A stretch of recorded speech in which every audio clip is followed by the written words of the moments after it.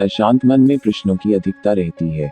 प्रश्नों की वजह से हम सही निर्णय नहीं ले पाते हैं।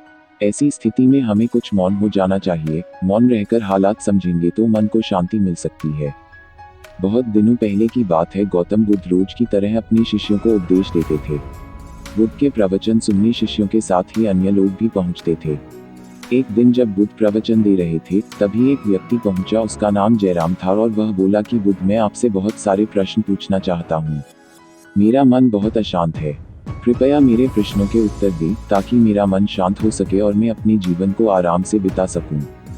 बुद्ध ने उससे कहा कि मैं तुम्हारे प्रश्नों के उत्तर जरूर दूंगा, लेकिन तुम्हें 1 साल तक मौन धारण करना होगा।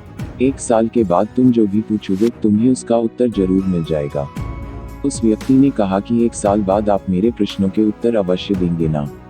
बुद्ध ने कहा कि हाँ, मैं अवश्य उत्तर दूंगा, अपनी बात का पक्का हूँ, तुम्हें सारे प्रश्नों के जवाब दूंगा, लेकिन 1 साल बाद। बुद्ध की बात मानकर उस व्यक्ति ने मौन व्रत धारण कर लिया। धीरे धीरे वह मौन की वजह से उसका मन एकाग्र होने लगा, वह ध्यान में उतरने लगा, मन भी शांत होने लगा, उसके सभी प्रश्न खत्म होने लगे।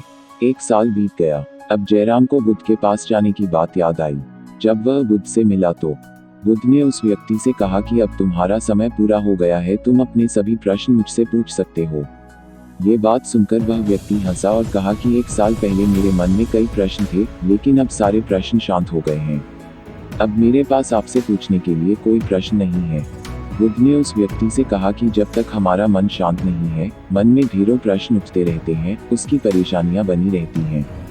अज्ञान और भ्रम की वजह से हमारा मन प्रश्नों के उत्तर तक पहुंच ही नहीं पाता है।